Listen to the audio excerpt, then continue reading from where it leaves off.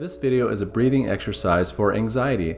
Many people suffer from anxiety in today's busy world, and this is a free and simple, easy method to calm your racing thoughts and put yourself in a nice, calm, relaxed, and alert state of mind.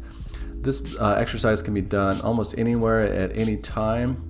We're going to jump right into how to do the exercise right off the bat, but later on, stick around till the end of this video and I'll show you why it works. But we'll get right to it at the beginning, so if you're coming back and you want to watch this video and go through the exercises again, you can just jump right off the bat and start at the beginning.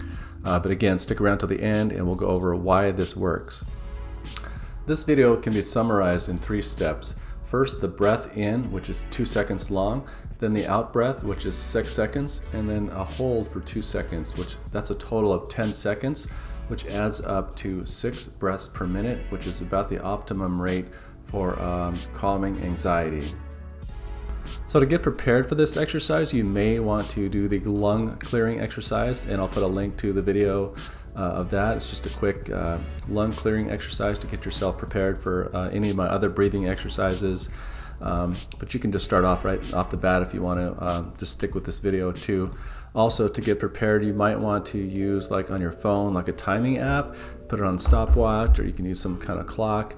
You can just kind of use your own mental timing for 6 seconds, but I find it useful when you're beginning to start off, just go by a timer so that you can kind of time yourself for the full 10 seconds of in-breath and out-breath and 6 breaths per minute in this video.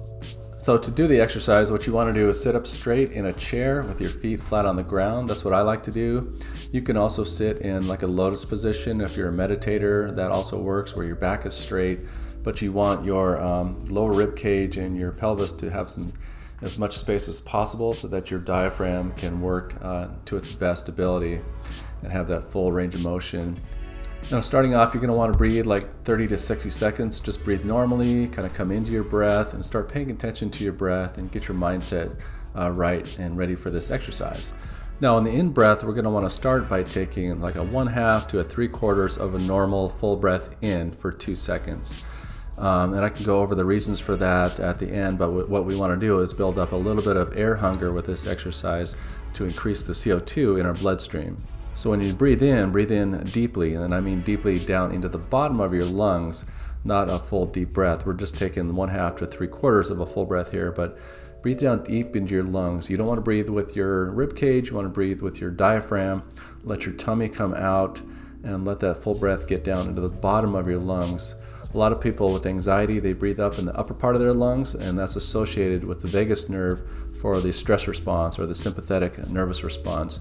And the lower nerves, the vagus nerve connected to the bottom part of your lungs, is associated with the parasympathetic or the calming response of your lungs. So you want to breathe down deep into the bottom part of your lungs. Take a full breath deep down into your lungs. So the inhale through your nose should be 2 seconds. And then the exhale should be nice and relaxed for 6 seconds.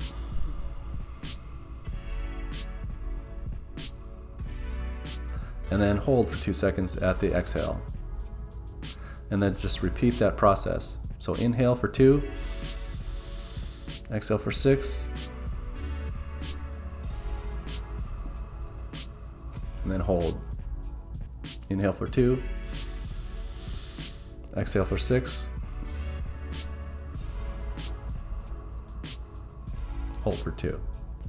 So you can repeat this for 5, maybe 10 minutes until you feel calm and relaxed. So let's talk about why this works. I was reading the great book called Breathe by James Nestor, and in that he talks about a research project where the researchers were studying various religions and meditations and chants, and they discovered, they were measuring things like blood flow and heart rate and everything, but they were stunned to discover that something in common they all had was an in-breath of about 5.5 seconds and an out-breath of about 5.5 seconds, which adds up to the same thing in this exercise, which is like 6 breaths per minute.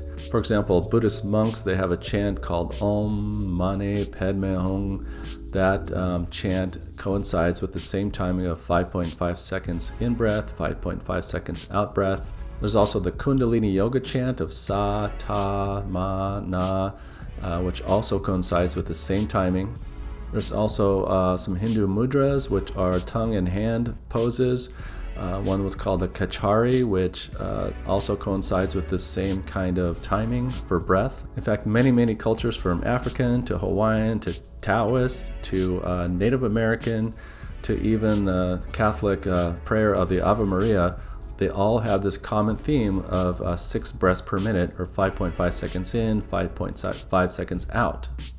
And so studies done on this kind of timing indicate that the practitioners enter into a calm state of mind, they have increased blood flow to the brain, and they have an overall feeling of mind-body coherence. And interestingly enough, hyperventilation, which means you have anxiety, is often associated with a lack of blood flow to the brain, and that is also associated with increase in racing mind and anxious thoughts and rumination. And so this calming effect and increasing the blood flow to the brain is the key here. And so in this exercise, I'm modifying that timing so that we have a 2-second in-breath, because the in-breath is associated with the sympathetic, or the activation fight or flight response, and the out-breath is associated with the parasympathetic, or the calming effect. So we get more time of the parasympathetic response to happen. And at the end of the 6 seconds, there's also a 2-second delay, which allows for a little bit of CO2 buildup. And the reason for that is that CO2 is the catalyst that actually pulls the oxygen off of your hemoglobin out of your blood and into your tissues. And so you can have lots of oxygen flowing through your blood, but it doesn't actually get into the tissues unless you build up your CO2 tolerance. And that's what this exercise is also meant to do. Many people believe that good oxygen in, bad CO2 out, but you need a certain amount of CO2 in your bloodstream to oxygenate your cells and your mind and your organs and give you that calm state of mind. And also that hold at the end helps you build up a little bit of nitric oxide, and your nasal passages produce nitric oxide, which when you breathe it in opens up your alveoli and opens up your air passages to allow more gas exchange inside your lungs. So we want to make sure we always breathe through our nose, because your nose is where you produce all that nitric oxide. So overall, 6 breaths per minute should help give you that calm state of mind, but also building up that CO2 by taking not a full breath, but maybe a 3/4 breath, and breathing in for 2 seconds and breathing out for longer, 6 seconds, will help activate that parasympathetic response. And that hold at the end will also help build up that CO2 tolerance in you. And then breathing through your nose will increase the nitric oxide and help the gas exchange inside your system. So try this exercise for 5 to 10 minutes, and it should produce that nice mind-body coherence and a calm, alert state of mind. I would love to know your feedback. I hope you got value from this video. If you did, please like the video and hit subscribe. And if you got any suggestions, please leave me a comment at the bottom. I'd love to know what you might want to see for my next videos. And if this works for you, also leave a comment and tell me how it works and what it did for you. Thanks a lot for watching, and we'll see you on the next one. Bye-bye.